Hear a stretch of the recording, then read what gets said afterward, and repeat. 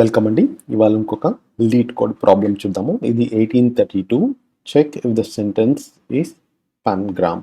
పాన్గ్రామ్. Okay, even before this అండి I'm so happy today, ఎందుకంటే ఇది మన 50th వీడియో ఈ సిరీస్లో. కానీ లీడ్ కోడ్ ప్రాబ్లమ్ సాల్వింగ్ కానీ పైథాన్ ప్రోగ్రామింగ్ ఫర్ బిగినర్స్ కానీ ఈ వీడియోస్ అన్ని కలిపి, లేదా డేటా స్ట్రక్చర్స్ అండ్ ఆల్గోరిథమ్స్ ఇవన్నీ కలిపి 50 వీడియోస్ కంప్లీట్ అవుతున్నాయండి దీంతో. So I'm really happy. So start చేసినప్పుడు ఎన్ని వీడియోస్ అవుతాయి అన్నది I never had an idea అనమాట. బట్ ఇప్పుడు మీరు చేస్తున్న సపోర్ట్తో ఐఎమ్ కాన్ఫిడెంట్ దట్ ఇంకొన్ని వీడియోస్ పెట్టగలనన్న కాన్ఫిడెన్స్ వచ్చింది. Thank you for all your support. Okay అండి, back to the problem. LeetCode problem 1832. Difficulty level easy. Check if the sentence is pangram. Pangram అంటే ఫస్ట్ ఇది అర్థం చేసుకోండి. ఫస్ట్ పాన్గ్రామ్ అంటే English ఒక సెంటెన్స్ ఇచ్చారు కనుక, మనకు ఒక స్ట్రింగ్ ఇచ్చారు. ఆ స్ట్రింగ్లో కనుక ఆల్ఫాబెట్లో ఉన్న అన్ని క్యారెక్టర్స్ కనుక ఉంటే దాన్ని పాన్గ్రామ్ అంటాం అనమాట. అంటే 26 ఆల్ఫాబెట్స్ ఉన్నాయి కదా ఇంగ్లీష్ లెటర్లో, అవి కనుక అన్ని ఒక సెంటెన్స్లో ఉంటే దాన్ని పాన్గ్రామ్ అంటారు. దీనికి ఎగ్జాంపుల్స్ చాలా తక్కువ ఉంటాయండి ఈ సెంటెన్స్కి.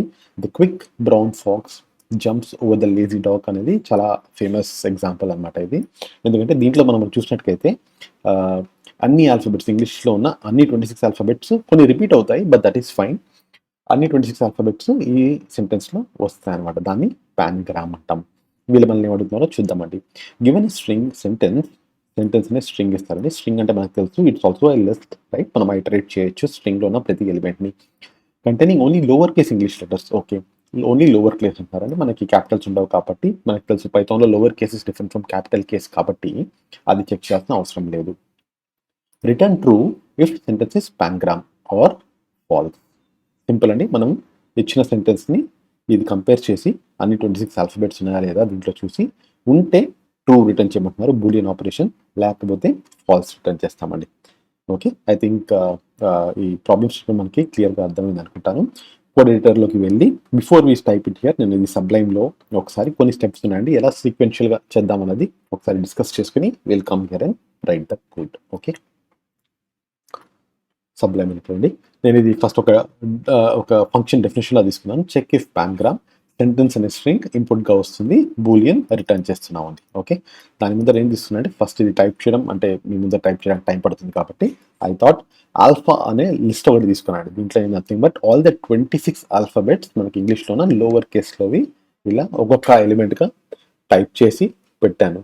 ఓకేనా, దీని తర్వాత నెక్స్ట్ స్టెప్ సీక్వెన్స్ వైజ్ చూద్దామండి మనం. ఓకే, ఏమనుకున్నాం ఫస్ట్ డిఫైన్ ఆల్ఫా లిస్ట్, అది పైన ఆల్రెడీ డిఫైన్ చేసాం. నెక్స్ట్ ఏం చేయాలంటే మనకి ఇచ్చింది ఒక సెంటెన్స్ రూపంలో ఉంది కదా, right? It's a string, right? So దాన్ని మనం ఏం చేయాలి, split sentence into individual characters కదా. మనం ఇలా కంపేర్ చేయాలి అంటే దాంట్లో ఉన్నాయా లేవా, ప్రతి ఆల్ఫాబెట్ దాంట్లో ఉందా లేదా చూడాలి అంటే మనం దాన్ని we have to split that string into individual characters and then we can compare. ఇందాక ఇంకేం చూసామంటే మనం ఇలా స్ప్లిట్ చేసినప్పుడు దాంట్లో డూప్లికేట్స్ ఉండే ఛాన్స్ ఉన్నాయి. నా డూప్లికేట్స్ని అవాయిడ్ చేయాలి. So we will remove duplicates. ఇది ఎలా చేస్తామండి, మీకు గుర్తుంటుంది, మనం సెట్స్ గురించి డిఫైన్ చేస్తున్నప్పుడు, సెట్స్ అనే ఇంట్రడక్టరీ సెషన్ చూసినప్పుడు, when ever we want to remove duplicates మనం ఒక సెట్ అన్న టైప్ కాస్ట్ చేస్తే, లిస్ట్ని టైప్ కాస్ట్ చేయమంటే లిస్ట్ని సెట్స్ గాను లేదా డిక్షనరీస్ గాను మనం కన్వర్ట్ చేయొచ్చండి. స్ట్రాంగ్గా టైప్ చేసి వీ కెన్ కన్వర్ట్. అలాగే సేమ్ థింగ్ ఇక్కడ చేయబోతున్నామండి. మనకున్న లిస్ట్ని రైట్ సెట్ అని టైప్ కాస్ట్ చేస్తే దాంట్లో డూప్లికేట్స్ని ఈజీగా పోతాయి. సింగిల్ స్టెప్లో చేయొచ్చు. అది కూడా ఒకసారి మీకు మళ్ళీ ఒకసారి చూపిస్తాను, రివిజన్లా ఉంటుంది. Right, we will remove the duplicates remove చేసాక ఏం చేయాలండి, వీ హ్యావ్ టు సార్ట్ కదా. మనకు వచ్చిన లిస్ట్లో డూప్లికేట్స్ అన్ని తీసేసాక మనకు వచ్చిన ఇంగ్లీష్ ఒక లిస్ట్లో ఆల్ఫాబెట్స్ వేరే వేరే ఆర్డర్లో ఉండొచ్చు, అవి రెండు కంపేర్ చేయాలి కాబట్టి మనం we have to sort the new list, right? Sort చేస్తే then we can finally compare and return true or false. Clear కదండి ఇక్కడ స్టెప్స్ అన్ని. ఒకసారి క్విక్గా డిఫైన్ ఆల్ఫా అనే లిస్ట్ మనం పైన తీసుకున్నాము. మనకి ఇచ్చిన సెంటెన్స్ని ఇండివిజువల్ క్యారెక్టర్స్గా, ఎందుకంటే మనం ఇక్కడ చూస్తే ఇది ఇలా సెంటెన్స్ రూపంలో ఉంటుందని, మొత్తం ఇలా ఉంటే కంపేర్ చేయలేము కాబట్టి, దీంట్లో రిపిటేషన్స్ ఉంటాయి కాబట్టి, సార్టెడ్ ఆర్డర్లో లేదు కాబట్టి ఇట్స్ ఈజియర్ దిస్ వే. ఈ స్టెప్స్ ఫాలో అయితే మనం will be able to complete this program అనమాట, ఈ ప్రాబ్లమ్ అనమాట. ఓకేనా, so will quickly jump to the code editor and we will solve now.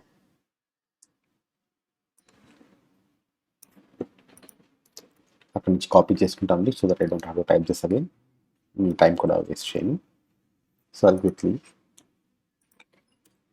Paste here.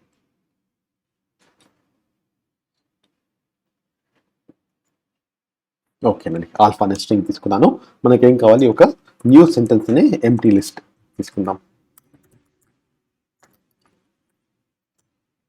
First step ఏంటంటే మంది split sentence into individual characters. మనకి ఇది ఎలా చేస్తామండి, ఆలోచించండి మీరు. మనకి ఇచ్చిన string is a list again కాబట్టి దాంట్లో ఉన్న ప్రతి ఎలిమెంట్ని, ఐటమ్ని మనం ఐటరేట్ చేసి సపరేట్ ఎలిమెంట్గా ఈ న్యూ సెంటెన్స్ అనే లిస్ట్కి యాడ్ చేయాలి. ఎలా చేస్తామండి, సింపుల్ అండి, ఫర్ లూప్ యూస్ చేస్తాం. For I in range of length of sentence, right. Sentence అనే లిస్ట్ వాళ్ళకి ఇస్తున్నారు, మనకి సెంటెన్స్ అనే స్ట్రింగ్ ఇస్తున్నారు. మనకి స్ట్రింగ్ అంటే లిస్ట్ అని తెలుసు కాబట్టి ఐ ద్వారా ఐటరేట్ చేసి ఏం కావాలండి మనకి, దాంట్లోంచి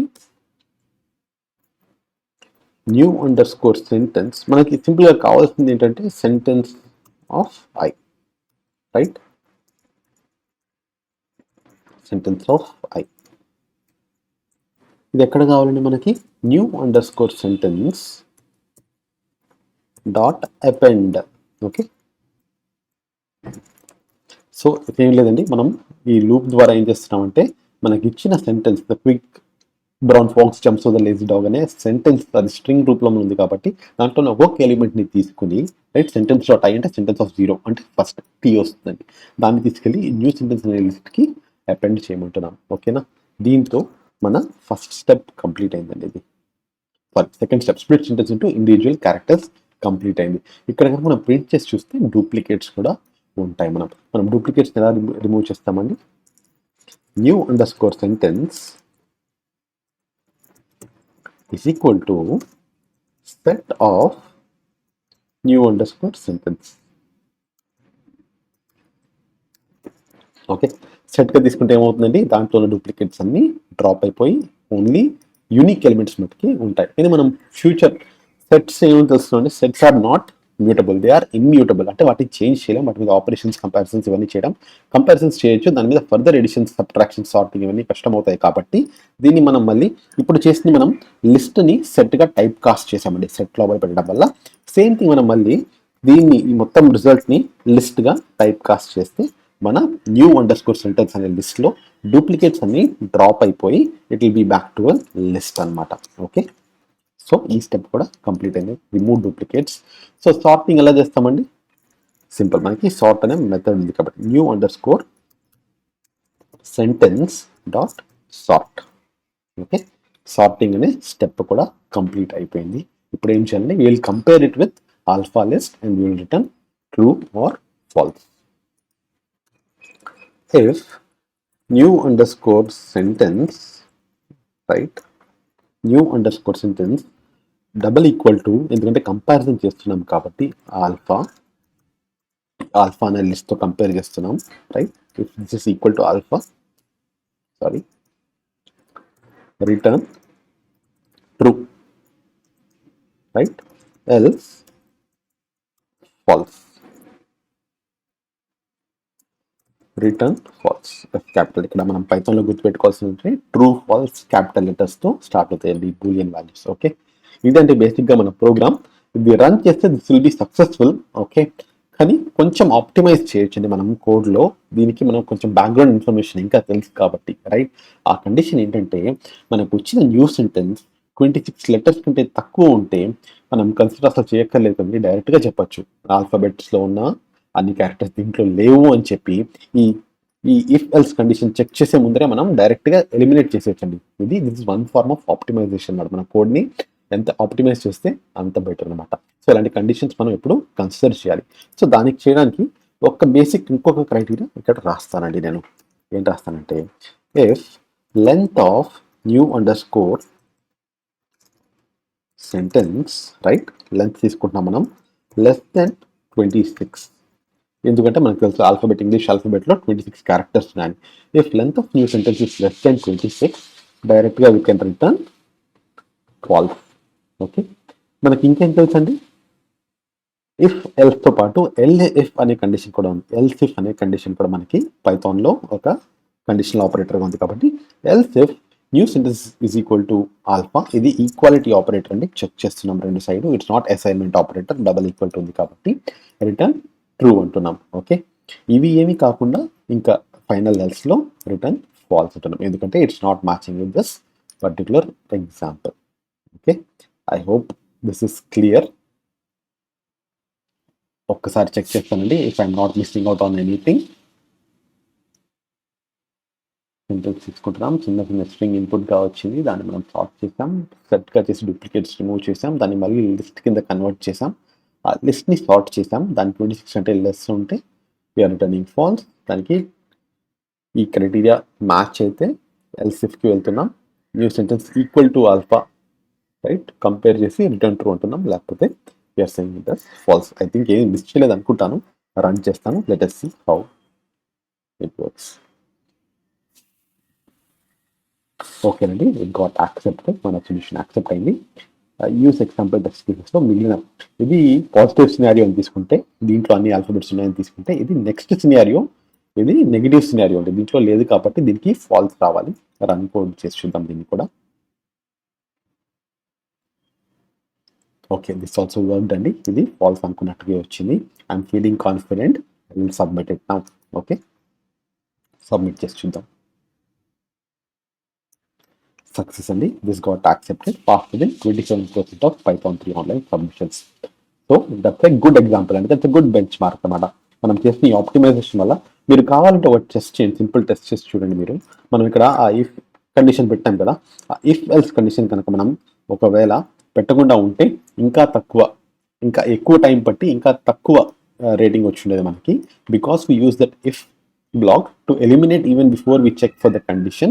This is an optimized version of our code అనమాట. I hope this was useful. మీకు కనుక నచ్చితే లైక్, షేర్, సబ్స్క్రైబ్ చేయండి. అలాగే మీకు ఇంకెవరికైనా ఈ వీడియో యూస్ఫుల్ అవుతుంది అనిపిస్తే వాళ్ళకు కూడా షేర్ చేయండి. Thank you for your time. This are 50th video. అందరూ బాగుండాలి. జై హింద్.